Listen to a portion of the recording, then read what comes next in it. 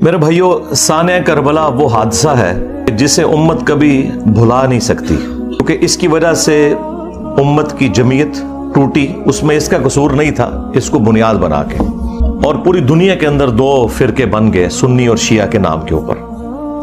Initially یہ اختلاف ایک سیاسی اختلاف تھا، پولیٹیکل اختلاف تھا، عقیدے کا کوئی اختلاف نہیں تھا، لیکن وقت کے ساتھ ساتھ یہ اختلاف اس لیول پر بڑھ گیا کہ آج عقیدوں کی شکل اختیار کر لی ہے۔ اور اس ایکسٹریم رویے کی پیش گوئی اللہ کے محبوب صلی اللہ علیہ وآلہ وسلم نے پہلے ہی فرما دی تھی۔ چنانچہ اہل سنت اور اہل تشیع دونوں کے ہاں یہ حدیث موجود ہے۔ اہل سنت کے ہاں فضائل صحابہ احمد بن حنبل کی کتاب میں یہ حدیث موجود ہے، مشکات شریف میں بھی ہے، مسند احمد کے حوالے سے جو مرفوع روایت ہے، اس کی صحت کے اوپر کلام ہے، لیکن وہ متن کے اعتبار سے روایت بالکل درست ہے۔ البتہ جو فضائل صحابہ احمد بن حنبل کی کتاب میں روایت ہے مولا علی علیہ السلام سے خود، اور وہ غیبی خبر پر محمول ہے، تو یقیناً رسول اللہ صلی اللہ علیہ وآلہ وسلم کے بتانے پر انہیں یہ بات معلوم چلی۔ اور سیم روایت نہج البلاغہ اہل تشیع کے ہاں جو مولا علی علیہ السلام کے خطبات ہیں ان میں بھی موجود ہے کہ سیدنا علی نے کہا کہ میری وجہ سے، یعنی مجھے بنیاد بنا کر، دو فرقے گمراہ ہو جائیں گے اور دو جہنم میں چلے جائیں گے۔ یہ دونوں الفاظ موجود ہیں۔ ظاہر ہے کہ گمراہی کا انجام جہنم ہی ہے، ایک میری محبت میں غلو کر کے اور ایک میری دشمنی میں غلو کر کے۔ محبت میں غلو کرنے والوں کے لیے جو ٹرم یوز کی جاتی ہے وہ رافضی کی ٹرم، اردو میں ہم رافضی کہتے ہیں، اور جو دشمنی میں بغض میں بڑھنے والے لوگ ہیں ان کے لیے ناصبی کا ورڈ استعمال کیا جاتا ہے۔ تو یہ رافضی اور ناصبی، ظاہر ہے کہ رافضی اکثریت میں اہل تشیع کے ہاں پائے جاتے ہیں، اور ناصبی جو ہیں وہ اہل سنت کے ہاں پائے جاتے ہیں۔ اور جب غصہ آتا ہے تو اہل سنت شیعہ کو رافضی کہتے ہیں اور شیعہ اہل سنت کو ناصبی کہتے ہیں۔ حالانکہ یہ دونوں جو گروہ ہیں ایک پولیٹیکل اختلاف کی بنیاد پہ الگ ہوئے، اور پھر اس میں جو ایکسٹریم لوگ تھے انہوں نے اس قسم کا ہنگامہ کھڑا کیا کہ اس بڑے لیول پہ وہ ہنگامہ چلا گیا کہ آج گمراہی اپنے عروج کے اوپر ہے۔ اگر اہل تشیع کے ہاں ایسے رافضی موجود ہیں جو علی اللہ کہتے ہیں، نعوذ باللہ، تو اہل سنت کے ہاں بھی ناسبیت اس لیول کے اوپر گھسی کہ اہل سنت کے پلیٹ فارم سے یزید کے حق میں نعرہ بازی شروع ہو گئی، اسے جنت کی بشارتیں دینا شروع کر دیں، اور بڑے بڑے ذمہ دار علماء نے یہ حرکت کی، اور سیدنا علی کے مقابلے پر حضرت امیر معاویہ رضی اللہ تعالیٰ عنہ کو بڑھا چڑھا کر پیش کیا گیا، بجائے یہ کہ اس پر اکتفا کیا جاتا کہ ان کی غلطیوں کو صحابی ہونے کی وجہ سے ہم صرف ڈسکس کر کے چھوڑ دیتے، لان تان سے پرہیز کرتے، باقی ان کا معاملہ اللہ کے سپرد، وہ تو قیامت والے دن اللہ جانے اور اس کے بندے جانے۔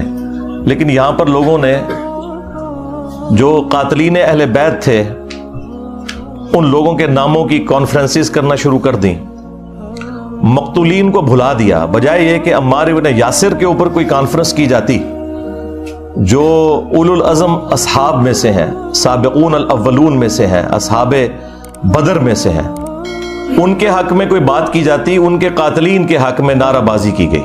قرآن حکیم میں اللہ تعالیٰ نے اگلی امتوں کا ذکر کرتے ہوئے انبیاء کرام علیہم السلام کا ذکر خیر کیا سورۃ المؤمنون میں، اور اس کے بعد پھر کنکلوژن کرتے ہوئے فرمایا فَتَقَطَّعُوا أَمْرَهُمْ بَيْنَهُمْ زُبُرًا كُلُّ حِزْبٍ بِمَا لَدَيْهِمْ فَرِحُونَ۔ انبیاء کے جانے کے بعد ان کے جو جانشین ہوئے آنے والے لوگ، انہوں نے دین کو ٹکڑے ٹکڑے کر دیا اور آپس میں گروہوں میں بٹ گئے۔ كُلُّ حِزْبٍ بِمَا لَدَيْهِمْ فَرِحُونَ، ہر گروہ اس کے اوپر خوش ہے جو اس کے پاس ہے۔ یہ سمجھ لیں بالکل ڈیٹو کاپی یہاں پہ ہوئی ہے کہ یہاں پر بھی ہر فرقہ خوش ہے جو اس کے پاس ہے، اور وہ کسی ایک بات کو اتنا مضبوطی سے پکڑے ہوئے ہے جو اس کا مضبوط پوائنٹ بھی ہے، یہ ماننے والی بات ہے، اور اس مضبوط پوائنٹ کی وجہ سے جو اس کی کمزوریاں ہیں وہ اس کے پیچھے چھپ جاتی ہیں، اور وہ مضبوط پوائنٹ اتنا بھاری ہے کہ اس کی بنیاد پہ وہ اپنے آپ کو جنتی بھی سمجھتا ہے۔ تو یہ اللہ تبارک و تعالیٰ کا خاص ڈیسیژن ہوا ہے کہ اس نے اپنے دین کا کام لینا ہے، وہ کسی سے بھی لے لے۔ تو یہ سب کچھ جو ہم کر رہے ہیں واللہ یہ ہم اپنی آخرت کی فکر میں ہیں۔ اہل البیت علیہ السلام کو کسی بھی شخصیت کی ضرورت نہیں کہ وہ ان کا دفاع کرے، یہ کسی شخص کے لیے خود اس کی آخرت کا سبب تو ہو سکتا ہے کہ وہ جنت میں رسول اللہ کا پڑوس حاصل کر لے صلی اللہ علیہ وآلہ وسلم، کہ وہ اہل البیت کا دفاع کرے۔ اہل البیت کو اس سے کوئی فرق نہیں پڑتا، یہ ہماری خوش قسمتی ہے کہ ہم ان کا دفاع کر کے اللہ کے محبوب صلی اللہ علیہ وآلہ وسلم کو قیامت والے دن راضی کر سکیں کہ ہم نے آپ کے اہل البیت کا دفاع کیا تھا، اور آپ نے جو نصیحت فرمائی تھی غدیر خم کے اوپر ہم نے اس کا پاس رکھا۔ کتنا بڑا ظلم ہوا کہ جو اہل سنت کی مین سٹریم کی 6 کتابوں میں حدیث نہیں تھی، اور ضربیں تقسیمیں لگا کے وہ حسن درجے تک پہنچتی تھی۔ حجۃ الوداع کی حدیث کہ میں اپنے بعد 2 چیزیں چھوڑ کر جا رہا ہوں، المستدرک للحاکم میں ہے، الموطا امام مالک میں بھی ہے لیکن اس کی سند منقطع ہے، مکمل سند جو ہے وہ المستدرک للحاکم کے اندر ہے، مشکات کے اندر بھی۔ 2 چیزیں چھوڑ کے جا رہا ہوں کہ جنہیں مضبوطی سے پکڑ لوگے کبھی گمراہ نہیں ہوگے، ایک اللہ کی کتاب اور دوسرے اس کے نبی کی سنت صلی اللہ علیہ وآلہ وسلم۔ اب یہ حدیث ہماری یہ 6 مین کتابیں جو ایگریڈ اپان ہے، کتب 6 بخاری اور مسلم صحیحین، اور 4 کتابیں سنن اربع کی، ترمذی، ابو داؤد، نسائی، ابن ماجہ، ان میں یہ روایت ہی نہیں تھی،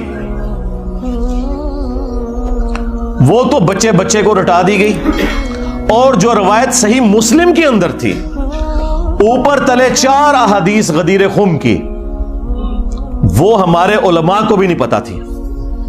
میرے دنیا میں چھوڑے جانے سے پہلے کتنے علماء ہیں جنہوں نے کبھی یہ روایت اہل سنت کی پلیٹ فارم سے بیان کی؟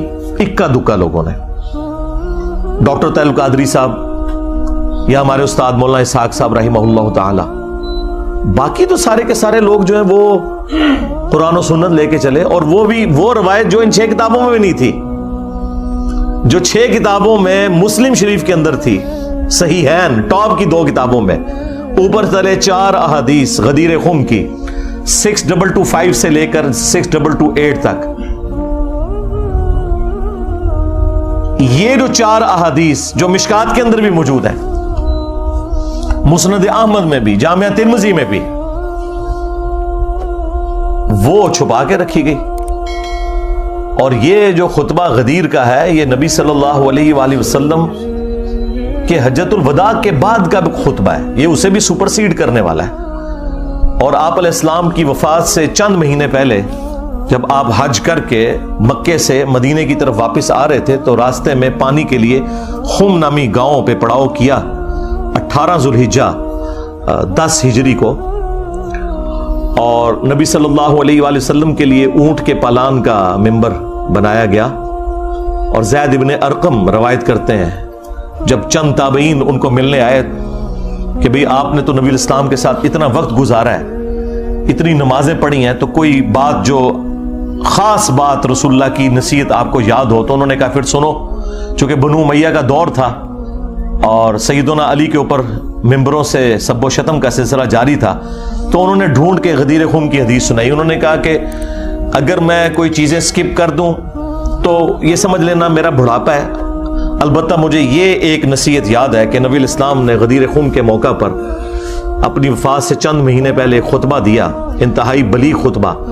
اس کے الفاظ ہی کنکلوڈنگ ہے، اے لوگو آگاہ ہو جاؤ، میں بھی ایک انسان ہوں، قریب ہے کہ اللہ کا قاصد یعنی موت کا فرشتہ میرے پاس آئے اور میں اس کی دعوت قبول کر لوں۔ میں اپنے بعد تم میں 2 بھاری چیزیں چھوڑ کر جا رہا ہوں، ان میں سے پہلی چیز اللہ کی کتاب ہے، اس میں ہدایت ہے، اس میں نور ہے، یہ اللہ کی رسی ہے جو قرآن میں ہے نا، وَاعْتَصِمُوا بِحَبْلِ اللَّهِ جَمِيعًا وَلَا تَفَرَّقُوا، تم سب کے سب مل کر اللہ کی رسی کو مضبوطی سے پکڑ لو اور فرقوں میں مت بٹو۔ یہ اللہ کی رسی ہے، جو اسے پکڑے گا وہ ہدایت پر ہوگا، جو چھوڑ دے گا وہ گمراہ ہو جائے گا۔ اور پھر نبی الاسلام ترغیب دلاتے رہے، اللہ کی کتاب، اللہ کی کتاب، اللہ کی کتاب۔ اور پھر فرمایا دوسری بھاری چیز میرے اہل البیت ہیں، میں اپنے اہل البیت کے معاملے میں تمہیں اللہ کا خوف دلاتا ہوں، میں اپنے اہل البیت کے معاملے میں تمہیں اللہ کا خوف دلاتا ہوں، میں اپنے اہل البیت کے معاملے میں تمہیں اللہ کا خوف دلاتا ہوں، 3 دفعہ فرمایا۔ لیکن امت بالکل الٹ چلی، نہ قرآن کو پکڑا عقیدوں کے لیے اور نہ اہل البیت کو زندہ چھوڑا۔ نبی علیہ السلام کو قبر مبارک میں گئے صرف 50 سال گزرے ہیں اور آپ کی پوری اولاد ذبح کر دی گئی۔ تو آپ سمجھتے ہیں کہ یہ کربلا بھلا دی جائے گی؟ نہیں، کربلا قیامت تک آپ کو ہانٹ کرے گی۔ ہاں، اور ہماری ویڈیوز کے بعد تو اب آپ بھول جائیں ہاں کہ کوئی شخص جو ہے وہ اس غم حسین کو مٹا سکتا ہے۔ یہ سوگ حسین نہیں ہے، سوگ 3 دن ہوتا ہے، یہ غم حسین ہے، یہ اسی طریقے سے جاری رہنا ہے۔ غم حمزہ نہیں ختم ہوا، صحیح بخاری میں حدیث ہے، فتح مکہ کے موقع پر حضرت بلال حبشی نے لا کر پیش کر دیا واشی کو حضور کے سامنے کہ چلیں جہاں باقیوں کی معافی ہو رہی ہے اس کی بھی ہو جائے۔ آپ علیہ السلام نے نگاہ اٹھا کے دیکھا، واشی؟ جی یا رسول اللہ۔ قاتل حمزہ؟ جی یا رسول اللہ۔ واشی تیرا اسلام قبول ہے، لیکن کیا تو ایسا کر سکتا ہے کہ تو مجھے اپنی شکل نہ دکھانا؟ پوری زندگی پھر واشی نے نبی علیہ السلام کا سامنا نہیں کیا۔ مسلمان صحابی اور شخصیت کون ہے؟ حریص علیکم بالمؤمنین رؤوف الرحیم، مومنین پر ان کی جانوں سے بڑھ کر حق رکھتے ہیں، ان کی جانوں سے بڑھ کر ان کے لیے حریص ہیں۔ کسی نے نہیں کہا کہ یا رسول اللہ یہ تو اسلام لے آیا ہے تو آپ اپنے دل میں ان کا بغض کیوں رکھ رہے ہیں؟ ہمیں لوگ کہتے ہیں نا جی بغض ہے جی آپ کے دل کے اندر۔ صرف یہ کہ چچا کا غم بھلایا نہیں گیا۔ چچا بھی کوئی عام چچا تو نہیں تھا، وہ دو شریک بھائی بھی تھا، دین کا مجاہد تھا، بدر اور احد کے اندر آرمی چیف تھا نبی علیہ السلام کی فوج کا۔ تو کسی نے نہیں کہا یا رسول اللہ حمزہ کو تو شہید ہوئے 8 سال ہو چکے، سوگ تو 3 دن ہوتا ہے، کہاں 3 ہجری کے اندر یہ احد ہوئی، 5 سال ہو چکے تھے آلموسٹ اس وقت تک، اور 8 ہجری کے اندر فتح مکہ، 5 سال پرانی بات آپ نے آج تک سنبھال کے رکھی ہوئی ہے۔ ان کو پتا تھا۔ مجھے بتائیں کیا انسان کو اپنے چچا کے ساتھ زیادہ محبت ہوتی ہے یا اپنی اولاد کے ساتھ؟ اولاد کے ساتھ۔ پھر اولاد بھی وہ اولاد کہ بخاری میں حدیث موجود ہے، ابو داؤد کے اندر موجود ہے کہ نبی علیہ السلام اللہ کے حضور عرض کرتے کہ اے اللہ، ابراہیم علیہ السلام اپنے 2 بیٹوں اسحاق اور اسماعیل کو جن کلمات کے ذریعے تیری پناہ میں دیتے تھے، میں اپنے 2 بیٹوں حسن و حسین کو انہی کلمات کے ذریعے تیری پناہ میں دیتا ہوں۔ اعیذکما بکلمات اللہ التامہ من کل شیطان وہامہ ومن کل عین لامہ۔ دیکھیں ابراہیم کے بیٹے اسماعیل اور اسحاق اور نبی علیہ السلام کے بیٹے حسن و حسین علیہم السلام اجمعین، یعنی آپ ذرا لیول دیکھیں کمپیریزن کا۔ تو نبی علیہ السلام نے فرمایا کہ میں اپنے اہل البیت کے معاملے میں تمہیں اللہ کا خوف دلاتا ہوں، اور یہی حدیث جو مسلم شریف کے اندر موجود ہے، اس کا ایک طریق جو ہے وہ مسند احمد کے اندر بھی ہے۔ اس میں پھر یہاں تک الفاظ ہے کہ نبی علیہ السلام نے اپنے حق ولایت کا ذکر کیا، النبی اولا بالمؤمنین من انفسہم وازواجہ امہاتہم، نبی مومنین کی جانوں سے بڑھ کر ان پر حق رکھتے ہیں اور نبی کی بیویاں امت کی مائیں ہیں۔ یہ آیت کوٹ کر کے آپ نے فرمایا کہ کیا میرا حق ولایت تم تسلیم کرتے ہو اپنے اوپر، یعنی میں تمہاری جانوں سے بڑھ کر تم پر حق رکھتا ہوں؟ تو سب نے کہا بلا یا رسول اللہ۔ تو پھر آپ علیہ السلام نے مولا علی کا ہاتھ پکڑا اور یوں فضا میں بلند کیا صحابہ کے درمیان، من کنت مولاہ فہذا علی مولاہ۔ پھر جس جس کا مولا، جس جس کا جگری یار، جس جس کا آقا، جس جس کا سرپرست میں ہوں، اس کا سرپرست علی ہے۔ اور پھر اسی حالت میں کہا کہ اے اللہ، اس سے محبت رکھ جو علی سے محبت رکھے، اس سے دشمنی رکھ جو علی سے دشمنی رکھے۔ اور اس کی اصل تو اس حدیث میں بھی موجود ہے جو مسلم شریف میں ہے کہ علی سے محبت نہیں رکھے گا مگر مومن، علی سے بغض نہیں رکھے گا مگر منافق. اور بڑے رقت انگیز الفاظ ہیں. مولا علی نے خود روایت کی حدیث، وہ کہتے ہیں کہ اس ذات کی قسم کہ جس نے دانے کو پھاڑ کر کھیتیوں کو اگایا اور مخلوقات کو پیدا کیا، نبی امی نے مجھ سے یہ عہد لیا تھا کہ اے علی صرف مومن ہی تجھ سے محبت رکھے گا اور صرف منافق ہی تجھ سے بغض رکھے گا. وَلِعَوْذُ بِاللَّهِ تَعَالَى. تو اب یہ آپ دیکھ لیں، یہ وہ چیزیں تھیں جو پھر بھلا دی گئیں اور اس کا رزلٹ آج سنی شیعہ کنفلکٹ، قتل و غارت کی شکل میں، دشمنی کی شکل میں، ایک دوسرے کو کافر کہنے اور گمراہ کہنے اور جہنمی کہنے کی شکل میں ہمارے سامنے آ چکا ہے. یہ کربلا ایک دن میں نہیں ہوئی، اس کے پیچھے پورا ایک پس منظر ہے. کس طرح نبی الاسلام کی وفات کے بعد آہستہ آہستہ معاملات اس لیول کے اوپر بگڑے کہ صرف 50 سال کے اندر اتنی بڑی تبدیلی آئی کہ انسانی تاریخ نے اتنا بھیانک منظر نہیں دیکھا تھا جو ہمیں کربلا میں دیکھنا پڑا، اور اس کی ہیٹ آج تک ہم محسوس کر رہے ہیں. یہ ایک دن کے اندر نہیں ہوا، معاملات آہستہ آہستہ بگڑتے چلے گئے. اہل سنت اور اہل تشیع کے اندر جو اہل علم علماء ہیں ان کے درمیان یہ چیز ایگریڈ اپون ہے. اہل سنت جو ہیں وہ سیدنا ابوبکر صدیق رضی اللہ تعالیٰ عنہ کو نبی الاسلام کا سکسیسر مانتے ہیں، اس اعتبار سے نہیں کہ نبی الاسلام نے انہیں اپنا کوئی وصی بنایا ہے. نبی الاسلام نے اپنا وصی قرآن کو بنایا تھا.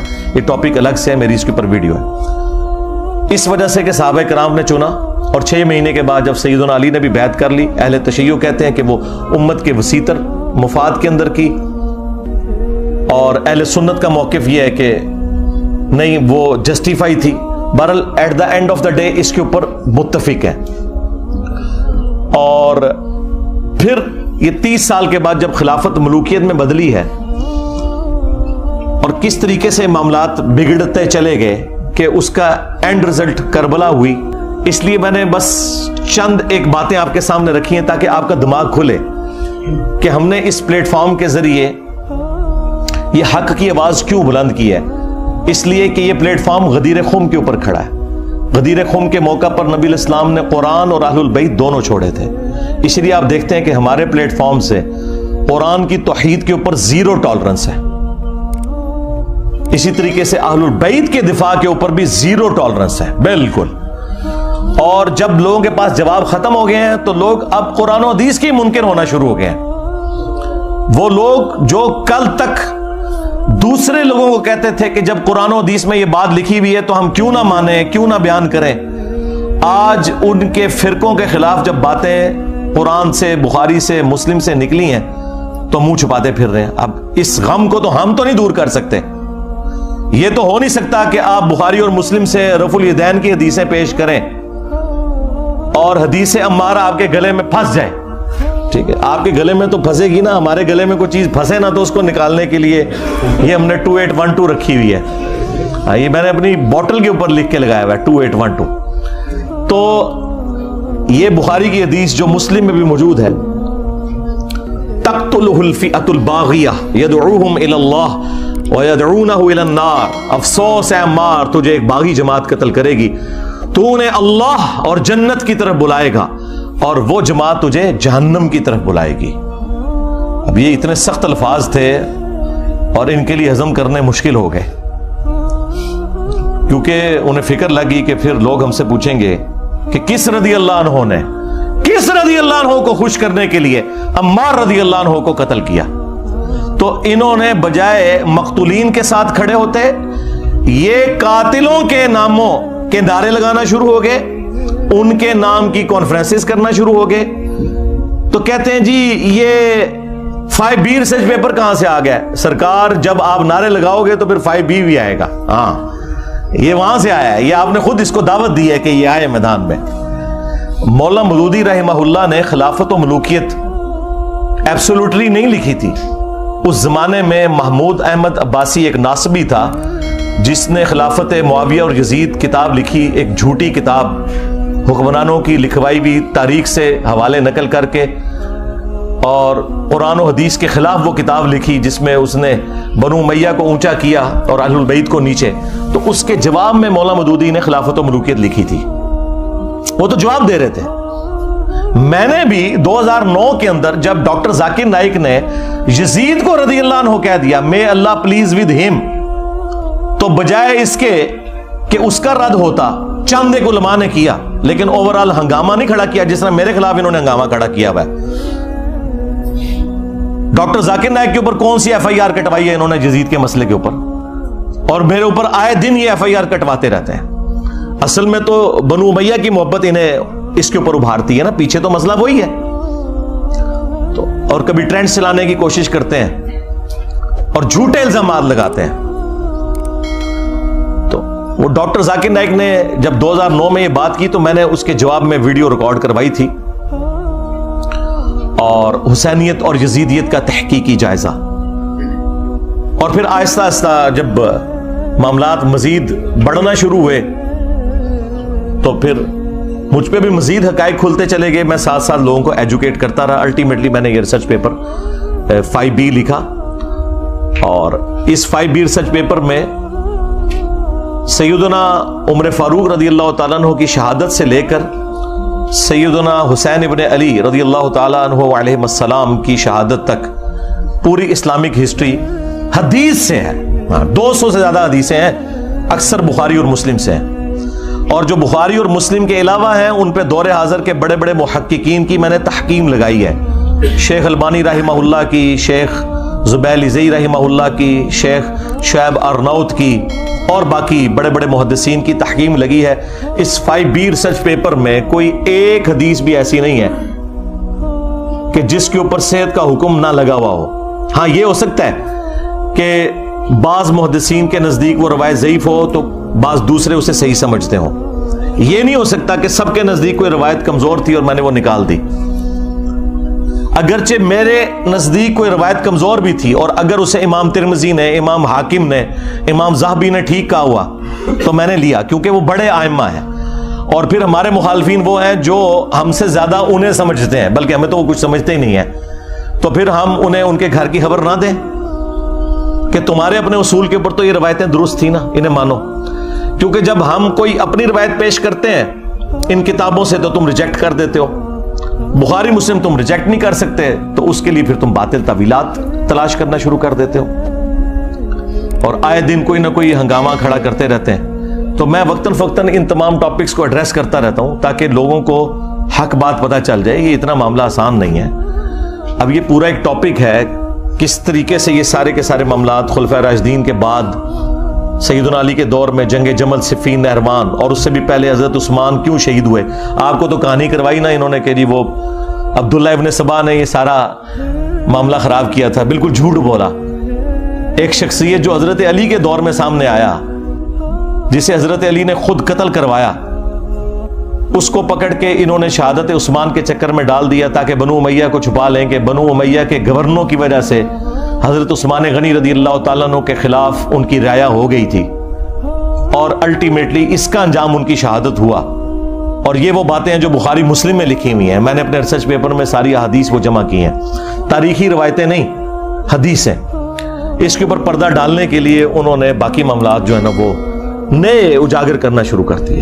اللہ کے بندو، یہ تو اتنا خطرناک معاملہ تھا کہ یہ معاملہ اس لیول کے اوپر بگڑا ہے کہ صرف بخاری مسلم سے اگر حدیثیں میں آپ کے سامنے رکھوں تو آپ کانوں کو ہاتھ لگائیں گے. صحیح بخاری میں 4108 نمبر حدیث ہے، 4108. تحکیم کے بعد جب ایک معاہدہ فائنل ہونے جا رہا تھا اور نہیں ہو سکا سیدنا علی اور حضرت معاویہ کے درمیان، اس کے بعد جب حضرت معاویہ مدینہ شریف آئے تو انہوں نے وہاں ایک خطبہ دیا. بخاری کے الفاظ ہیں کہ حضرت حفصہ جو تھی، سیدہ حفصہ حضرت عمر کی بیٹی اور عبداللہ ابن عمر کی بہن اور ام المومنین بھی، انہوں نے اپنے بھائی عبداللہ بن عمر سے کہا کہ جاؤ، حضرت معاویہ آئے ہیں تو وہ خطبہ دے رہے ہیں، تمہاری غیر موجودگی کو کہیں فتنہ نہ شمار کر لیا جائے، تو تم جا کے ان کی تقریر سنو. کیونکہ اس وقت پولیٹیکل اختلافات تو چل رہے تھے. تو عبداللہ بن عمر پھر وہ مجبوراً چلے گئے. وہاں پہ حضرت معاویہ نے تقریر کرتے ہوئے کہا کہ تم میں جو اس امر خلافت کے اندر خواہش رکھتا ہے نا, وہ اپنا سینگ اٹھائے, میں اس کے باپ سے بھی زیادہ خلافت کا حقدار ہوں, نعوذ باللہ. اور یہ کنایا کیا انہوں نے حضرت عبداللہ بن عمر کی طرف. وہ اگلی جو اس روایت کا حصہ ہے بخاری کا, وہ آپ کو کلیئر کر دے گا. اب یہ اتنا بڑا جملہ تھا. اب مجھے بتائیں کہ عبداللہ بن عمر کا باپ وہ ہے کہ جن کی وجہ سے رومن امپائر گری ہے اور شام مسلمانوں کے پاس آیا, اور اس شام میں بیٹھا ہوا ایک شخص امیر شام, وہ اسی کے بیٹے کو کہہ رہے کہ میں تجھ سے اور تیرے باپ سے زیادہ خلافت کا حقدار ہوں. یہ بخاری شریف ہے جی, یہ اصول الکافی شریف نہیں ہے, ہاں یہ مولانا شریف نہیں ہے, یہ بخاری شریف ہے. اب عبداللہ بن عمر کو غصہ تو آیا لیکن خاموش ہو گئے. اور وہ خاموش کیوں ہوئے؟ آج بھی لوگ کہتے ہیں نا کہ جی صدیوں سے لوگ کیوں نہیں بول رہے تھے, اس زمانے میں نہیں لوگ بول سکے. وہ ہمارے استاد مولانا اسحاق صاحب والی بات ہے کہ ماما روزانہ حسین نہیں جم دیا. ہاں, حسین ابن علی اور عبداللہ ابن عمر دونوں کی نیچرز میں فرق تھا. تو بعد میں ایک دوسرے صحابی کہتے ہیں عبداللہ بن عمر سے کہ آپ نے اسی وقت معاویہ کو جواب کیوں نہیں دیا جب وہ یہ کہہ رہا تھا کہ میں اس کے باپ سے بھی زیادہ خلافت کا حقدار ہوں. تو عبداللہ بن عمر نے کہا کہ میں نے ارادہ تو کیا کہ میں اپنی گوٹ کھولوں, یعنی وہ احتبا کر کے دونوں گھٹنوں کو یوں لے کے بیٹھے تھے, اور میں اسے اسی بھرے مجمع میں جواب دوں کہ تجھ سے زیادہ خلافت کا حقدار وہ ہے کہ جس نے تم سے اور تمہارے باپ سے جنگ کی تھی جب تم لوگ کافر تھے اور ہم لوگ مسلمان تھے. یعنی تم لوگ بعد میں مسلمان ہو کر طلقاء فتح مکہ کے موقع پر تم لوگوں نے معافی مانگ کے اسلام قبول کیا. تم لوگ آج آ کے عمر اور اس کے بیٹے کے بارے میں کہہ رہے ہو کہ ہم اس سے زیادہ خلافت کے حقدار ہیں. مجھے بتائیں, جو شخص یہ کہے کہ میں عمر سے زیادہ خلافت کا حقدار ہوں, اس نے علی کی خلافت کہاں سے ماننی تھی؟ یہ اب سنی شیعہ سے مسئلہ اٹھ چکا ہے جی. وہ قصاص عثمان چاہتے تھے, قصاص عثمان چاہنے والا یہ کہے گا کہ میں حضرت عمر سے زیادہ خلافت کا حقدار ہوں, تو انٹینشن انہوں نے خود کھول کے بتا دی. اچھا, تو وہ عبداللہ بن عمر کہتے ہیں میں نے ارادہ تو کیا اپنی گوٹ کھولوں اور میں سے کہوں کہ تجھ سے زیادہ خلافت کا حقدار اور تیرے باپ سے زیادہ وہ ہے کہ جن لوگوں نے تمہیں مار مار کے اسلام میں داخل کیا ہے. یعنی تم لوگ کافر تھے اور ہم نے تم سے جنگیں لڑی ہیں. اور امام بخاری نے یہ حدیث غزوہ خندق کے چیپٹر میں ڈالی ہے یہ بتانے کے لیے کہ خندق کے موقع پر عبداللہ بن عمر اور حضرت عمر مسلمان تھے اور حضرت معاویہ اور ان کے والد کافر تھے. یہ اس میں سے انہوں نے رزلٹ نکالا ہے. اچھا, اب یہ بڑی حیران کن بات ہے, اسے آپ کرامت سمجھیں یا انٹینشنلی ایسا ہوا. یہ سیم الفاظ صحیح مسلم کے اندر موجود ہیں حضرت عمر کے بھی. ایک تو وہ بخاری میں حدیث ہے نا, جب آپ کو زخم لگے تو آپ نے 6 رکنی کمیٹی بنائی اور کہا کہ میں اپنے بعد اس امر خلافت میں ان 6 بندوں کے سوا کسی کو حقدار نہیں سمجھتا کہ رسول اللہ اپنی وفات تک ان سے راضی رہے. علی, عثمان, طلحہ, زبیر, عبد الرحمن بن عوف اور سعد بن ابی وقاص, ان میں سے کسی کو خلیفہ چن لینا میرے بعد. اور مسلم شریف میں الفاظ ہیں کہ آپ نے خواب دیکھا کہ ایک مرغے نے آپ کو ٹھونگ ماری ہے. اس کے بعد آپ نے جمعے والے دن خطبہ دیا اور اگلا جمعہ آپ کو نصیب نہیں ہوا. بدھ والے دن آپ کی شہادت ہو گئی اور کہا کہ میں نے خواب دیکھی ہے اور میں نے اس کی تعبیر یہی کی ہے کہ عنقریب مجھے قتل کر دیا جائے گا, اور اگر میں اچانک مارا جاؤں تو اپنی خلافت کو ان 6 بندوں سے باہر نہ جانے دینا کہ جن سے رسول اللہ اپنی وفات تک راضی رہے. اس کے آگے بڑے خطرناک الفاظ ہیں کہ تم دیکھو گے کہ ان 6 بندوں کی مخالفت وہ لوگ کریں گے کہ جن کو میں نے اپنے ہاتھوں سے اسلام کے لیے مارا ہوا ہے, اور اگر وہ مخالفت میں سامنے آ جائیں تو سمجھ لینا کہ یہ لوگ اللہ کے دشمن اور کافر ہیں. اتنے سخت الفاظ ہیں. ہاں جی, اب یہ آپ نے تلاش کرنا ہے یہ اللہ کے دشمن کن کو کہا انہوں نے کہ جن سے میں نے اسلام کے لیے خود جنگ کی ہے. لوگ کہتے ہیں یہ رومنز اور پرشینز کا ذکر ہو رہا ہے, اور رومنز اور پرشینز کو صحابہ کرام نے اپنے مشورے میں شامل کرنا تھا کہ حضرت آپ بتائیں کہ ہم نے کس کو خلیفہ چننا ہے. اور دوسرا, رومنز اور پرشینز تو رہی کوئی نہیں تھے, وہ تو گر گئے تھے حضرت عمر کے دور میں. یہ آپ اپنے اندر رہنے والے لوگوں کی بات کر رہے تھے کہ یہ وہ لوگ ہیں جن کو ہم نے مار مار کے اسلام میں داخل کیا ہے, اور یہی مخالفت کریں گے ان 6 بندوں کی. خیر, اس کی ایکسپلینیشن میں علماء پہ چھوڑ دیتا ہوں. میں نے کوئی تشریح کی تو کہیں گے کہ ایتے وچ نہیں سی لکھیا, تون وچوں کڈ کے لکھیا ایتے وچ تے ٹائم قیامت تک کی کڈ کے دس. اچھا, अच्छा मजे की बात बताऊं, ये मुस्लिम शरीफ की हदीस जो है ना, ये सेम हदीस सुन कुबरा अल बैहकी के अंदर इसी सनद के ऊपर है 100%, ये मुर्गे की ठोंग मारने वाली। और उसके एंड में लिखा है कि सैयदना उमर 26 जुल्हिज्जा को शहीद हुए। मुस्लिम शरीफ की सनद के ऊपर मुस्लिम वाली हदीस जो सुन कुबरा अल बैहकी में थी, उसमें एंड पे अल्फाज ये है, बाकी सारी हदीस सेम है कि 26 जुल्हिज्जा को शहादत हुई बुध वाले दिन हजरत उमर फारूक रजी अल्लाह तआला अन्हु की। तो सरकार यकम मुहर्रम कहां से निकाल लिया? मुस्लिम शरीफ में 26 जुल्हिज्जा है, ज़ाहिर सनद वही है। चले तारीख की भी किताबें उठाएं तो जितनी सहाबा किराम के हालात जिंदगी पे किताबें हैं ना, वो 3 बड़ी बड़ी किताबें हैं। अल इस्तियाब इमाम इब्न अब्दुल बर की किताब, उसके बाद उसुदुल गाबा इब्न असीर की किताब, और उसकी शरह अल इसाबा 8000 सहाबा के हालात जिंदगी इब्न हजर अस्कलानी की। ये 3 मेन किताबें, तीनों में 26 जुल्हिज्जा लिखा है। बाकी इकबाल लिख के उन्होंने कहा यह साबित नहीं है। यकम मुहर्रम का तो कौल लिखा ही नहीं हुआ। एक जगह है कि जब दफना चुके थे तो मुहर्रम का चांद निकला, वहां पे भी यकम मुहर्रम शहादत नहीं है। हजरत उस्मान की भी बैत पहले हो चुकी थी। इतना बड़ा झूठ बोला। उधर गदीर खुम की डेट इन्होंने 18 जुल्हिज्जा को हजरत उस्मान की शहादत के साथ जोड़ दिया, हालांकि हजरत उस्मान गनी रज़ियल्लाहु तआला अन्हु की शहादत 18 जुल्हिज्जा को हुई नहीं है। इन सारी किताबों में आप निकाल के देखें तो आपको 18 जुल्हिज्जा की डेट नहीं मिलेगी, 12 जुल्हिज्जा की मिलेगी। हर मामले में जहां जहां मौलवी घुस सकता था ना, उसने घुसने की कोशिश की है। और मैंने अल्हम्दुलिल्लाह मुस्लिम शरीफ से मौलाना शरीफ को बाहर निकाला है। जैसे वो जब तक आप कुत्ते को बाहर नहीं ना निकालते कुएं से, तो डोल निकालने से वो पाक नहीं होता। तो ये मुस्लिम शरीफ में अल्फाज थे कि हज़रत उमर ने कहा ये 6 बंदे ऐसे हैं कि इनकी मुखालफत वो लोग करेंगे जिनको मैंने इस्लाम की खातिर मारा हुआ है। सेम अल्फाज वही हजरत अब्दुल्ला बिन उमर ने रिपीट किए। हदीस खत्म नहीं हुई बुखारी की, आगे अल्फाज हैं कि अब्दुल्ला बिन उमर कहते हैं कि मैंने इरादा तो किया था ये सारी बातें करूं, तो फिर मुझे जन्नत की नेमतें याद आ गई और मैंने उन्हीं पर इक्तफा कर लिया, और फिर मैं खून रेजी और फितने के डर से खामोश होकर अपने मामलात को मैंने इसी के ऊपर इक्तफा कर लिया। वो हदीस का रावी कहता है कि अब्दुल्ला बिन उमर ने खामोश होकर अपनी जान भी बचा ली और अपनी इज्जत भी बचा ली। एक मामू ने दूसरे मामू से अपनी जान और इज्जत बचाई। अभी अब्दुल्ला बिन उमर भी तो मामू है ना, जब इन्होंने रिश्ते इस तरह के निकाले हुए हैं तो अब्दुल्ला बिन उमर मामू नहीं है, वो खालुल मोमिनीन नहीं है। तो वो कहते हैं कि अब्दुल्ला बिन उमर ने अपनी जान भी बचा ली और इज्जत भी बचा ली। यानी उस वक्त कैसी कैटास्ट्रॉफिक कंडीशन थी कि लोगों को अपनी जान से भी हाथ धोना पड़ता था। तो सरकार लोग कहते हैं कि भी सारे हुसैन इब्न अली की तरह क्यों नहीं इकट्ठे हो गए, अपने बाल बच्चों के साथ क्यों नहीं सामने आ गए? ऐसा हो नहीं सकता मेरे भाई।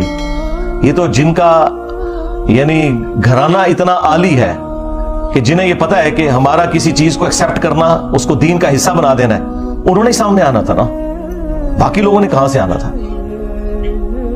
फिर सूरह मरियम में जो आयत है, अल्लाह ताला ने अंबिया इकराम अलैहिस्सलाम का जिक्र करके फरमाया कि जब अंबिया इकराम दुनिया से चले जाते थे ना, फखलफ मिन बादिहिम खल्फ, तो उनके जाने के बाद ऐसे नाखलफ लोग जानशीन होते थे, अदाउस सलाह, जो नमाजों को जाया करते थे, वत्तबाउश शहवात, और वो शहवात की पैरवी करते थे, फसौफ यल्कौन गय्या, अनकरीब ये अपने अंजाम को पहुंचाएंगे। अल्लाह ताला ने कहा कि अंबिया जब भी दुनिया से जाते थे, उनके जाने के बाद नाखलफ लोग उनके जानशीन बन जाया करते थे, यानी कुछ अरसा गुजरने के बाद अनकरीब ये अपनी उस गुमराही की सजा को पालेंगे। ये जो सूरह मरियम की आयत है ना, ये सेम फिटिंग हुई नबी इस्लाम के केस में भी, और इसकी एक्सप्लेनेशन में वो सही मुस्लिम की मशहूर हदीस है जो आपको समझ ही नहीं आ सकती थी जब तक आपको करबला समझना आए, कि नबी इस्लाम ने फरमाया कि जब कभी भी अल्लाह ने किसी पैगंबर को मुझसे पहले भेजा ना, तो उसके जानसार साथी हवारी हुआ करते थे। वो हवारी बड़े पैशन के साथ उसकी दावत को आगे लेके चलते थे, और जब वो मुखलिस लोग रुखसत हो जाते थे ना, तो फिर ऐसे नाखलफ लोग इस मसनद पे आगे बैठ जाते थे जो जुबान से वो कहते थे जो करते नहीं थे,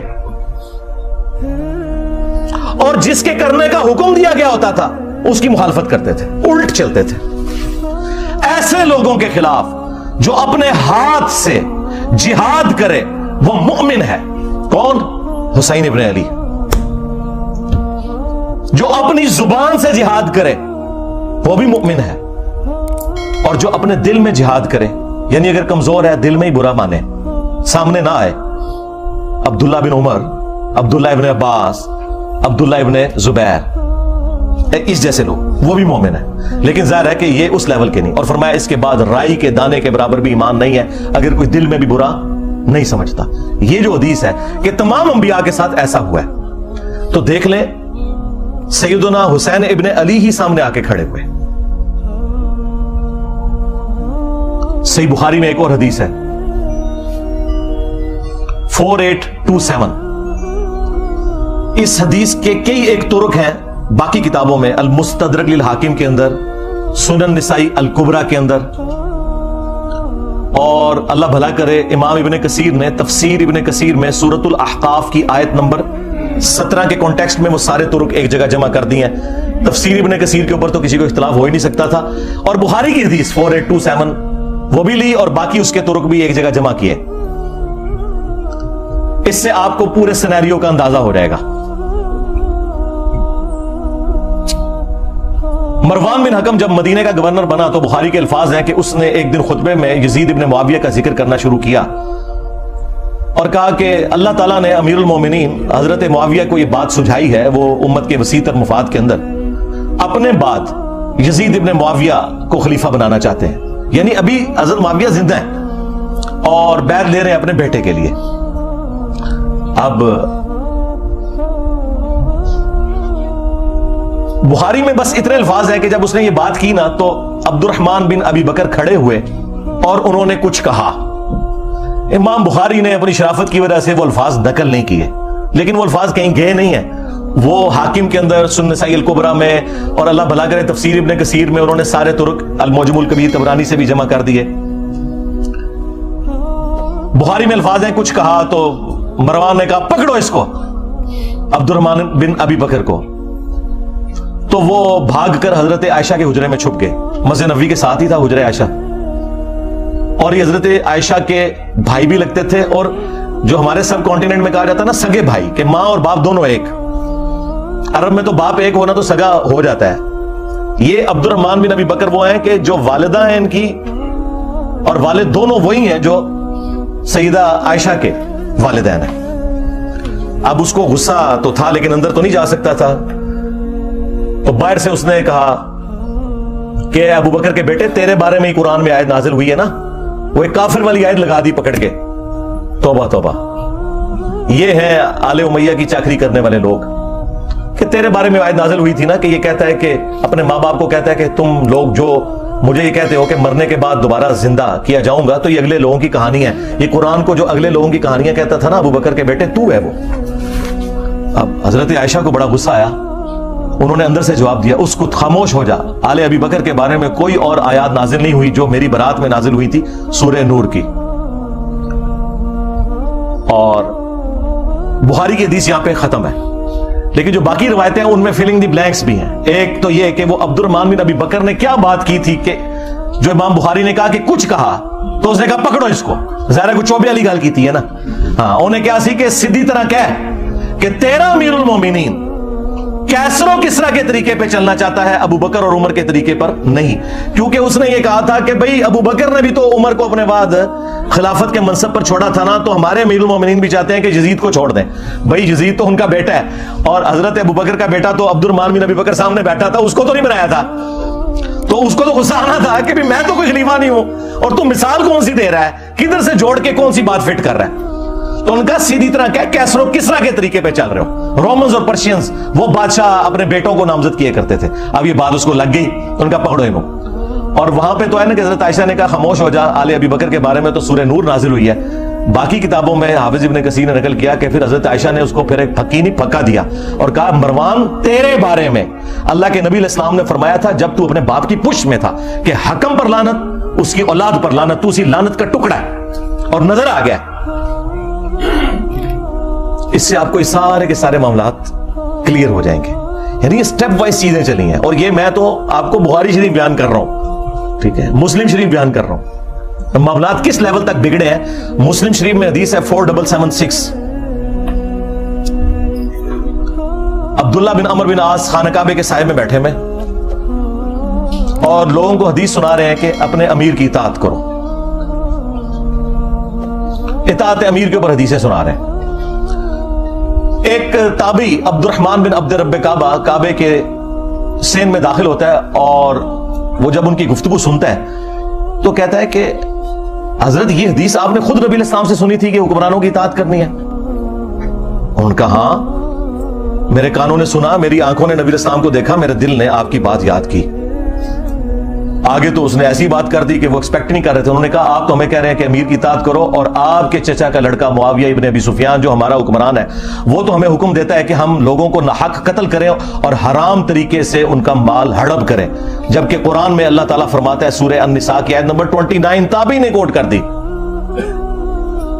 کہ ایک دوسرے کا مال ناحق طریقے سے ہڑپ مت کرو اور ایک دوسرے کو قتل نہ کرو.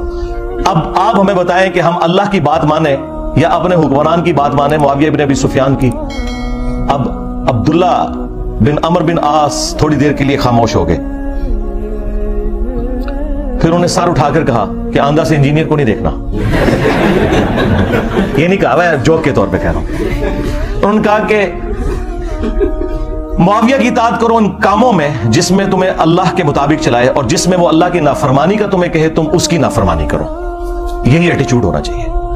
یعنی یہ آپ کو دور حکومت کے اندر جو ایک معاملات ہے نا, وہ بھی اندازہ ہونا شروع ہو گیا کہ کس لیول کے اوپر معاملات بگڑ چکے پہ تھے. پھر صلح حسن کے حوالے سے بھی باتیں کرتے ہیں, وہ بھی آپ میرے اس میں پڑھ لیجئے گا, میری ویڈیوز بھی ریکارڈ ہیں. کربلا کے بعد کون سی صلح حسن رہ گئی؟ حسن ابن علی نے اس لیے صلح کی تھی کہ آپ انہیں زہر دے دیتے. المصنف ابن ابی شیبہ میں موجود ہے, زہر دیا گیا. اور ابو داؤد میں تو اتنی رکت انگیز حدیث ہے کہ پھر دربار شام میں اس چیز کی خوشی منائی گئی. ہاں ظاہر ہے جب آپ غم نہ کریں تو اسے خوشی منانا ہی کہا جائے گا نا. الٹا کوئی غم کی بات کر رہا ہے آپ اسے ٹوک دیں. مقدام بن مادی کر بیٹھے ہوئے ہیں, یہ حدیث مسند احمد میں بھی ہے اور سنن ابی داؤد میں بھی. شیخ زبیلی زئی اور شیخ ناصر الدین البانی دونوں نے اس حدیث کو ٹھیک کہا ہے. مقدام بن مادی کر بیٹھے ہوئے ہیں امیر شام کے دربار میں, اور اتنے میں خبر پہنچتی ہے کہ حسن ابن علی شہید ہو گئے. تو مقدام بن مادی کر پڑھتے ہیں انا للہ و انا الیہ راجعون. ظاہر ہے عام مسلمان کی موت پہ بھی آپ نے یہی پڑھنا ہے. تو اب امام داؤد نے کہا کہ قال رجل, ایک مرد نے کہا.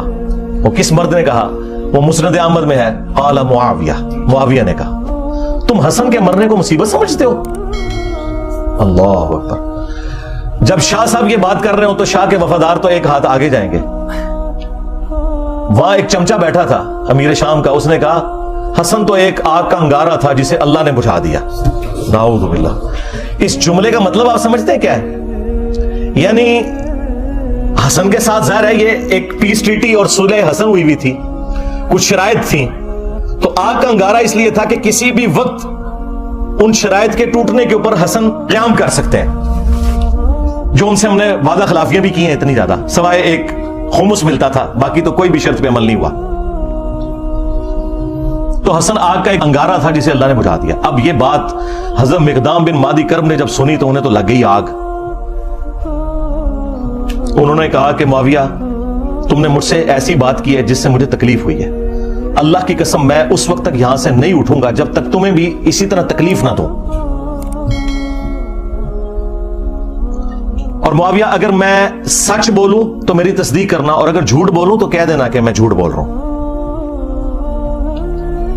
پھر انہوں نے کہا کہ اے معاویہ کیا اللہ کے نبی علیہ السلام نے یہ نہیں فرمایا تھا کہ چیتوں اور درندوں کی کھالیں ان کو پہننے ان کو اوڑھنے سے کیا اللہ کے نبی علیہ السلام نے منع نہیں فرمایا تھا؟ کیا اللہ کے نبی صلی اللہ علیہ وآلہ وسلم نے سونے چاندی کے جو برتن ہیں ان کو استعمال کرنے سے منع نہیں فرمایا تھا؟ اب وہ جو حرمت والی چیزیں وہ گنواتے چلے گئے اور حضرت معاویہ تصدیق کرتے چلے گئے, اور اینڈ پہ بتا انہوں نے کیا بولا؟ انہوں نے کہا یہ سارے حرام کام تیرے گھر میں ہو رہے ہیں. ٹھیک ہے, یعنی تیرے اپنے گھر کی حالت یہ ہے اور تو حسن ابن علی کے بارے میں بات کر رہے. اور پھر انہوں نے ایک جملہ بولا کہ میں حسن کی موت کو مصیبت کیوں نہ جانوں کہ اللہ کے نبی علیہ السلام اپنے زانوں پر ایک طرف حسن ابن علی کو بٹھاتے تھے، دوسری طرف حسین ابن علی کو، اور کہتے تھے حسن مجھ سے ہے، حسین علی سے ہے۔ اب یہ ساری کی ساری عزت افزائی انورٹڈ کاماز میں جب کروائی امیر شام نے، تو انہوں نے کہا مقدام مجھے پتا تھا میں باتوں میں تم سے نہیں جیت سکتا، اور پھر انہوں نے کہا کہ لاؤ مال و دولت مقدام کو بھی دو، ان کے ساتھیوں کو بھی دو۔ تو مقدام کو جو انہوں نے گفٹ دیے وہ وہی انہوں نے غریب لوگوں میں ادھر ہی تقسیم کر دیے۔ بعد میں پھر امیر شام نے پوچھا کہ وہ گفٹس کا کیا بنا، تو انہوں نے کہا کہ مقدام نے تو سب کچھ یہیں پہ تقسیم کر دیا۔ تو انہوں نے پھر ان کی تعریف کی کہ ہاں مقدام تو پھر مقدام ہے نا، یعنی وہی جو حکمرانی کی مجبوریاں ہیں جڑی ہوئی وہ مجبور کرتی ہیں۔ کہاں بنو عباس نے شیعان علی کو استعمال کیا بنو امیہ کو الٹنے کے لیے، اور جب حاکم بنے تو بنو امیہ سے بھی زیادہ مظالم کرنے شروع کر دیے۔ کیوں؟ یہ بس ایک کرسی کا تقاضا تھا، یہ جس کے نیچے جاتی ہے نا اس کے اندر وہ ساری خرابیاں پیدا ہونا شروع ہو جاتی ہیں۔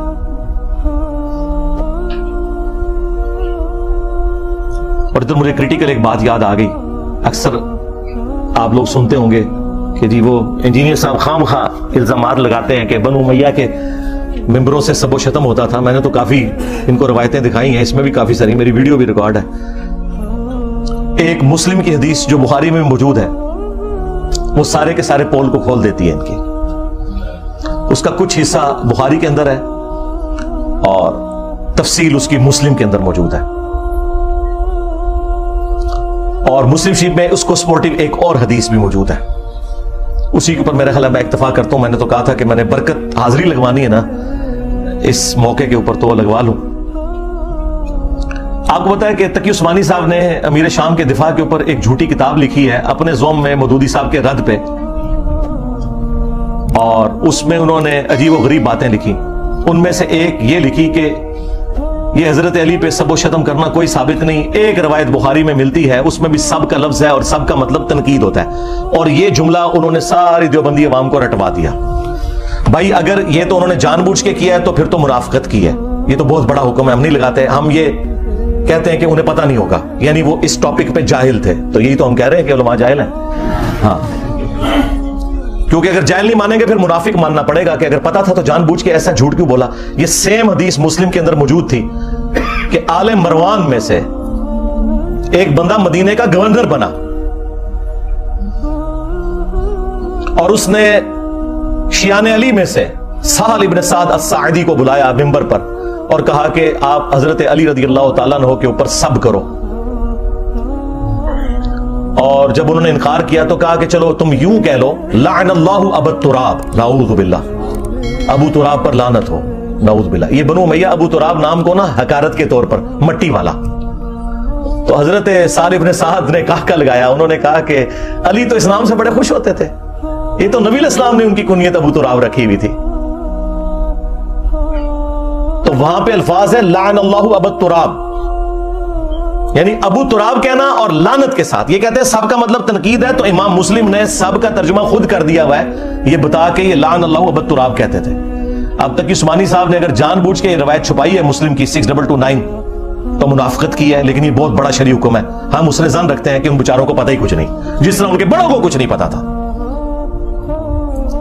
اب آ جائیں وہ حدیث 6220 امیر شام کے دربار میں حضرت سعد ابن ابی وقاص کو امیر شام کہتے ہیں کہ تجھے کون سی چیز روکتی ہے؟ الفاظ امر معاویہ، معاویہ نے حکم دیا، تو سعد ابن ابی وقاص نے کہا کہ میں کبھی بھی علی کے اوپر سب یعنی کہ لعنت نہیں کروں گا، کیونکہ دوسری حدیث میں لعنت کے الفاظ موجود ہیں۔ تو انہوں نے کہا تمہیں کون سی چیز روکتی ہے کہ تم ابو تراب کے اوپر سب نہیں کر رہے؟ ابو تراب، اور یہ وابیوں کا جو ابا ہے نا ابن تیمیہ، اس نے اس روایت کو منہاج السنہ میں کوٹ کیا ہے، اور اس نے خود مانا ہے، اس نے فلنگ دی بلینکس کیا ہے کہ ماموں نے حکم دیا تھا سب کروانے کا، ان کا ابا مان کے گیا۔ اب یہ پتہ نہیں کیوں نہیں اپنے ابے کو مانتے، مسلم شریف میں لکھا ہوا تھا۔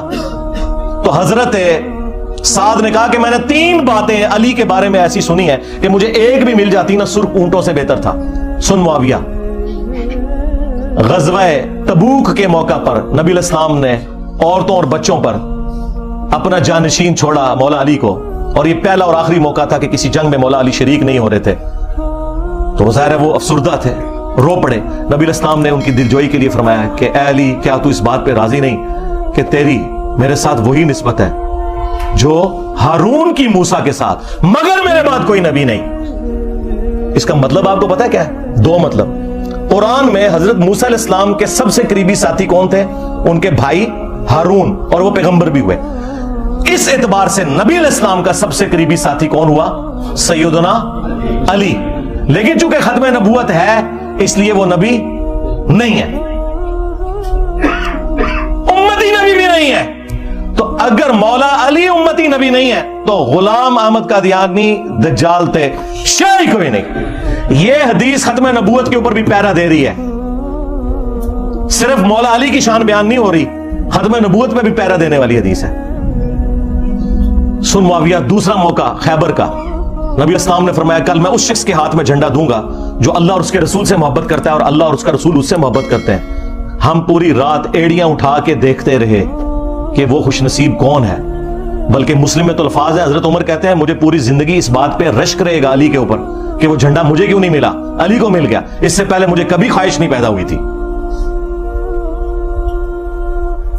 صبح نبی علیہ السلام نے حضرت علی کو بلایا, ان کو آشوب چشم تھا, اپنی مبارک لعاب دہن ان کی آنکھوں پہ لگائی, شفا ہو گئی, اور پھر انہیں روانہ کیا اور خیبر میں فتح ہوئی. اور تیسرا موقع جب نجران کے کرسچنز آئے نبی علیہ السلام کی بارگاہ میں, سب دلائل سامنے رکھ دیے, پھر بھی وہ ہر درمی پر اترے, تو آیت مباہلہ نازل ہوئی, ندعو ابناءنا ابناءکم ونساءنا ونساءکم وانفسنا وانفسکم ثم نبتہل فنجعل لعنت اللہ علی الکاذبین. اے نبی ان سے کہو اپنے بیٹوں کو لے آؤ, ہم بھی اپنے بیٹوں کو لے آتے ہیں, تم بھی اپنی عورتوں کو لے آؤ, ہم بھی اپنی عورتوں کو لے آتے ہیں, تم خود آ جاؤ, ہم خود آ جاتے ہیں, اور پھر اوپن میدان میں اللہ کے حضور دعا کرتے ہیں کہ جھوٹوں پہ اللہ کی لعنت ہو. اور نبی علیہ السلام نکلے مولا علی, حسن, حسین اور فاطمہ کو لے کر. حالانکہ آپ کی 9 بیویاں تھیں, ان کو نہیں لے کر آئے, وہ بھی اہل البیت ہیں, لیکن یہ اسپیشل پروٹوکول. اور کہا اللہم ہاؤلائی اہل بیتی, اے اللہ یہ میرے اہل البیت ہیں. یہ 3 فضائل دربار شام میں بیان کیے حضرت سعد ابن ابی وقاص نے, اس بات کی دلیل پر کہ میں مولا علی پہ کبھی بھی سب و شتم نہیں کروں گا. امام نووی جو ہے نا اہل سنت میں, اس کی آخری کوشش ہوتی ہے کسی طریقے سے نا بنو امیہ کے اوپر پردہ ڈالے. یہاں اس نے پتہ ہے کیا پردہ ڈالنے کی کوشش, اس نے کہا کہ وہ اصل میں میر شام یہ کہہ رہے تھے کہ مجھے کوئی علی کے فضائل سناؤ کیونکہ یہ لوگ گالیاں دیتے ہیں, میں ان کو قائل کروں. حالانکہ واضح الفاظ تھے امر معاویہ, معاویہ نے حکم دیا اور سعد نے انکار کیا. چلیں جھوٹ تو پکڑا جاتا ہے. یہ سیم حدیث خصائص علی والے چیپٹر میں سنن نسائی الکبریٰ میں اسی سند کے ساتھ مسلم شریف والی سند کے اوپر موجود ہے. اس میں آگے الفاظ ہے, سعد ابن ابی وقاص کا بیٹا کہتا ہے پھر جتنے دن حضرت معاویہ مدینہ شریف میں رہے حضرت علی کی تنقیص کا ایک جملہ اپنی زبان سے نہیں نکالا. میرے باپ نے اس طرح کا ڈانٹا تھا ان کو, تو پتہ چل گیا کہ ڈانٹا تھا. بلکہ اسی کتاب میں خصائص علی والا جو چیپٹر ہے سنن نسائی الکبریٰ کا, سعد ابن ابی وقاص کہتے ہیں کہ اگر یہ لوگ بنو امیہ کے لوگ میرے سر کے درمیان آرا رکھ دیں اور مجھے یہ کہیں کہ تیرے 2 ٹکڑے کر دیے جائیں گے, تو علی کے بارے میں کوئی غلط جملہ اپنی زبان سے نکال, تو میں اپنے 2 ٹکڑے کروا لوں گا. میں علی کے بارے میں ایک جملہ بھی ایسا نہیں بولوں گا ان کی تنقیص کا جو کچھ میں نے رسول اللہ سے اپنے کانوں سے علی کی شان میں سن رکھا ہے.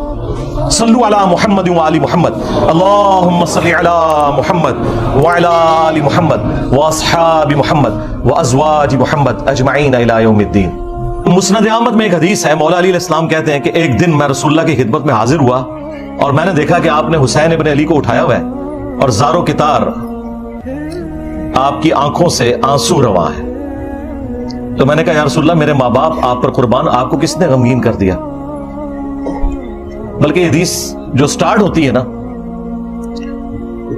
کہ نینوا نامی ایک مقام تھا, جنگ صفین پر جاتے ہوئے مولا علی علیہ السلام اپنی سواری پر یہ کہہ رہے ہیں اصبر یا ابا عبداللہ, اے ابو عبداللہ صبر کرنا.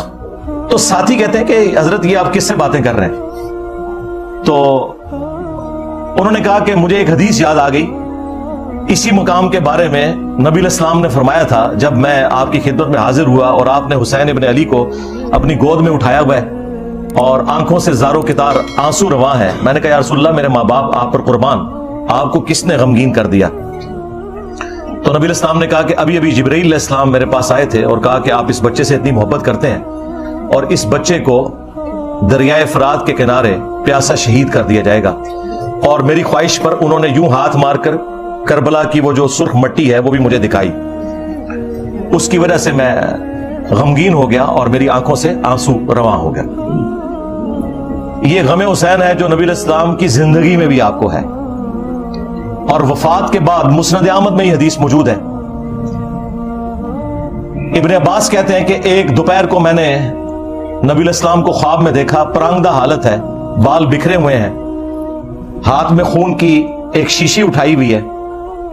اور میں نے کہا یا رسول اللہ میرے ماں باپ آپ پر قربان، آپ کی حالت کس نے کر دی؟ آپ نے فرمایا کہ میں صبح سے حسین اور اس کے ساتھیوں کا خون جمع کر رہا ہوں. یعنی ایک تمثیل کے طور پر دکھایا گیا نبی علیہ السلام کو خواب میں. وہ کہتے ہیں میں گھبرا کر اٹھا اور میں نے وہ دن اور تاریخ نوٹ کر لی، اور بعد میں چونکہ اس زمانے میں تو کمیونیکیشن اتنی فاسٹ نہیں تھی، پتا چلا کہ اسی دن یعنی 10 محرم کو عاشورہ کے دن 61 ہجری کے اندر حسین ابن علی کو اور ان کے ساتھیوں کو شہید کیا گیا کربلا کے اندر. اب یہ حدیث مسند احمد کی اس پر گواہ ہے کہ نبی علیہ السلام اپنی وفات کے بعد بھی اللہ کی جنتوں میں غمگین ہے اس بات پر کہ حسین ابن علی کو شہید کیا گیا. بلکہ انڈیا پاکستان میں جو وہابی فرقے کے لوگ ہیں، دیوبندی اور اہل حدیث، ان کے جو بڑے بزرگ ہیں اسماعیل دہلوی، انہوں نے اسی حدیث کو نقل کر کے ساتھ لکھا ہے یزید پلید. اب یہ آج کل کے یزید کے جو وفادار ہیں، یہ پلید لوگ پتہ نہیں کہاں سے ہیں. ان کے بڑے تو یزید کو لکھتے ہی یزید پلید تھے کہ اس کی اس ایکٹیویٹی کی وجہ سے نبی علیہ السلام اللہ کی جنتوں میں بھی غمگین ہے. یہ باقاعدہ انہوں نے جو کتاب ہے تذکیر الاخوان ما تقویت الایمان اس کے اندر نقل کیا ہوا ہے، یزید پلید لکھا ساتھ، اور یہ حدیث کوٹ کی. تو غم حسین تو جاری ہے. صحیح بخاری میں حدیث ہے، یہ ترمذی میں بھی موجود ہے کہ حسین ابن علی کا سر کاٹ کر عبید اللہ ابن زیاد کے سامنے لا کر رکھا گیا، اور اس میں امام بخاری نے لکھا ہے برأس الحسین علیہ السلام، حسین علیہ السلام کا سر. امام بخاری نے حسین کے ساتھ علیہ السلام لکھا ہے. مولوی نے نا اردو ترجمے میں نا رضی اللہ عنہ کر دیا. اسلام 360 میں بھی عربی میں لکھا ہے علیہ السلام، اردو ترجمے میں رضی اللہ عنہ.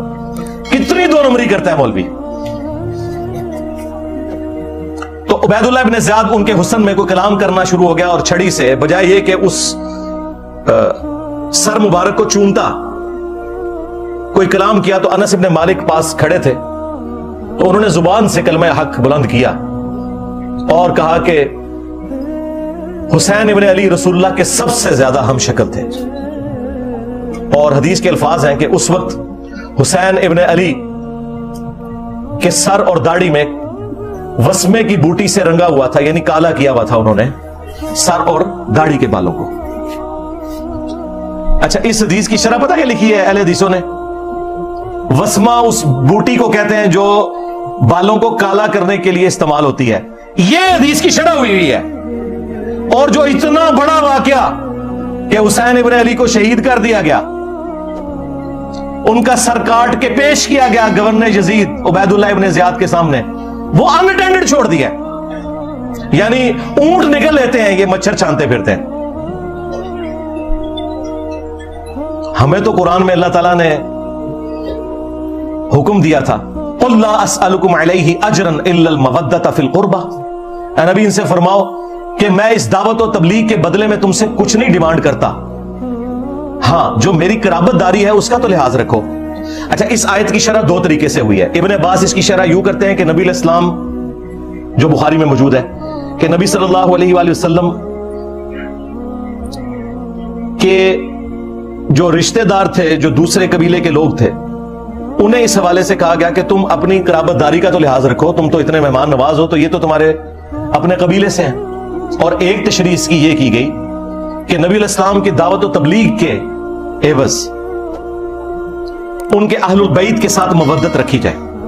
یہ عبداللہ ابن عباس کے شاگرد نے اس کی تشریح کی۔ ہمارے نزدیک یہ دونوں درست ہیں۔ جب کافروں سے کہا جا رہا ہے کہ میری رشتہ داری کا خیال رکھو، تو مسلمانوں سے تو بدرجہ اولا کہا جائے گا کہ تم میری رشتہ داری کا خیال رکھو، کیونکہ اس گھر سے سب کو دین ملا۔ اور اس کو سپورٹی بخاری میں سیدنا ابو بکر کا قول ہے، اور نقل کون کر رہے ہیں؟ عبداللہ ابن عمر، جن کے بارے میں بخاری میں آتا ہے کہ ان سے کسی عراقی نے مسئلہ پوچھا کہ احرام کی حالت میں مچھر یا مکھی کو مار دیں تو کیا کفارہ ہے؟ انہوں نے کہا کہ یہ پوچھنے والا کون ہے؟ ان کا یہ اہل عراق سے ہے۔ اور ظاہر عراق اس وقت شام کا صوبہ تھا، بعض لوگ کہتے ہیں عراقیوں نے مار دیا، شیعہ علی نے مار دیا، اور بھائی شام میں وفاقی حکومت تھی اور یہ صوبائی حکومت تھی، انہی کے انڈر تھی۔ اے عراقیوں، تم مجھ سے مکھی اور مچھر کا مسئلہ پوچھتے ہو؟ تم نے تو اللہ کے نبی کے نواسے کو قتل کر دیا، جن کے بارے میں نے نبی علیہ السلام سے سنا تھا کہ حسن و حسین دنیا میں میرے دو پھول ہیں۔ تو حضرت ابوبکر صدیق کا قول ہے بخاری میں، عبداللہ بن عمر کہتے ہیں کہ حضرت ابوبکر فرمایا کرتے تھے، محمد کے قرب کو اہل بیت محمد کے قرب میں تلاش کرو۔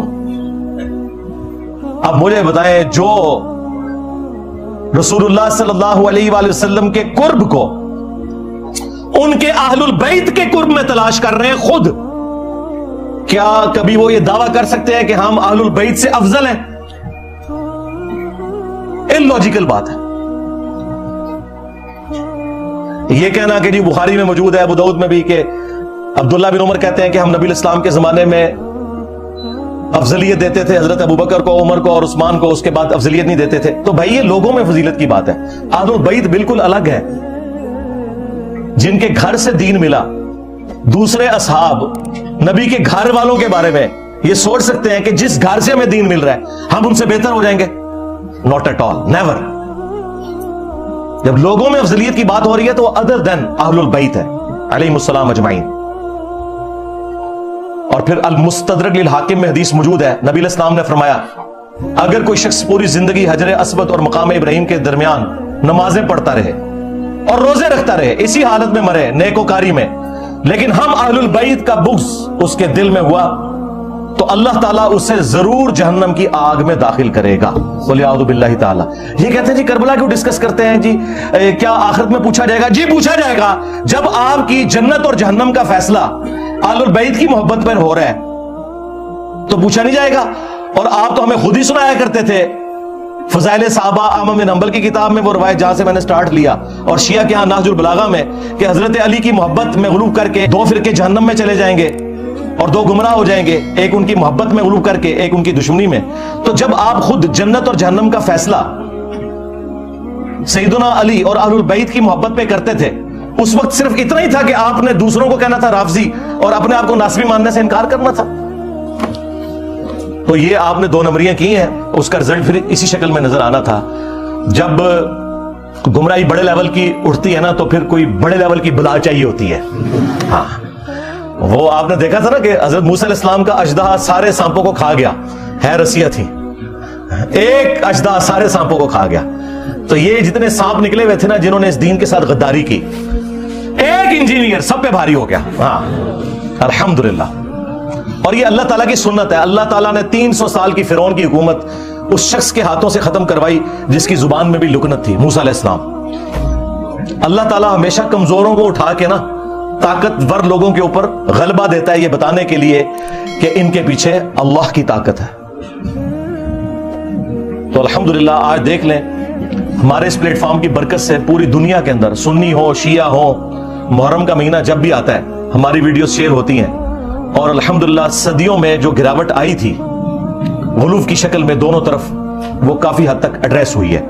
اور مجھے اب امید ہے کہ اب یہ راستہ اس طرف چل پڑا ہے کہ امام محمد بن عبداللہ المہدی علیہ السلام کے لیے یہ راہ ہموار ہو رہی ہے، کیونکہ یہ ہو نہیں سکتا کہ امام مہدی سنیوں میں آ جائیں اور شیعہ مان لیں، اور شیعہ میں آ جائیں تو سنی مان لیں۔ اس کے لیے ضروری تھا کہ سنی شیعہ کی تفریق سے بالا تر ہو کر لوگ اپنے ڈیفرنسز ضرور رکھیں، لیکن الٹیمیٹلی اس بنیاد کے اوپر قتل و غارت نہ کریں، اور اہل البیت جو کہ کامن ہستی ہیں ان کے ساتھ اپنا جو عقیدت والا معاملہ ہے وہ تو اپنی جگہ رکھیں۔ अल मौजमुल कबीर तबरानी के अंदर सही सनद से इब्राहिम नखी का कौल मौजूद है, जो बुखारी और मुस्लिम की अहादीस के रावी हैं। 50 हिजरी में पैदा हुए और 96 हिजरी में फौत हुए। करबला जब हुई इनकी उम्र 11 साल थी। तो वो नासबियों को समझाने के लिए अक्सर फरमाया करते थे कि बिलफर्ज अगर मैं कातलीन हुसैन में शामिल होता और क़यामत के दिन अल्लाह ताला मुझे माफ भी कर देता और मैं जन्नत में भी पहुंच जाता, तब भी मैं रसूलुल्लाह का सामना जन्नत में नहीं कर सकता था कि कहीं हुजूर मुझसे पूछ ही ना ले कि तू दुनिया में मेरे हुसैन के कातलीन में शामिल था। यानी अब इससे बड़ी क्या बात हो सकती है। यानी इब्राहिम नखी अहले सुन्नत के बड़े इमाम, बुखारी और मुस्लिम के रावी और इमाम हनीफा के दादा उस्ताद, वो ये कह रहे हैं कि अगर मुझे अल्लाह ताला माफ करके जन्नत में भी पहुंचा दे और बिलफर्ज मैं कातलीन हुसैन में शामिल होता ना, तो मैं रसूलुल्लाह का सामना जन्नत में भी नहीं कर सकता था कि रसूलुल्लाह मुझसे पूछ लेंगे। ये वही बात है जो मैंने शुरू में अर्ज की थी कि वाशी को नबी इस्लाम ने कत्ल हमजा के 5 साल के बाद फतेह मक्का के मौका पर फरमाया कि तेरा ईमान तो कबूल है, लेकिन अपनी शक्ल नहीं मुझे दिखानी क्योंकि मुझे चचा याद आता है। और चचा की मोहब्बत और औलाद की मोहब्बत कितना फर्क है।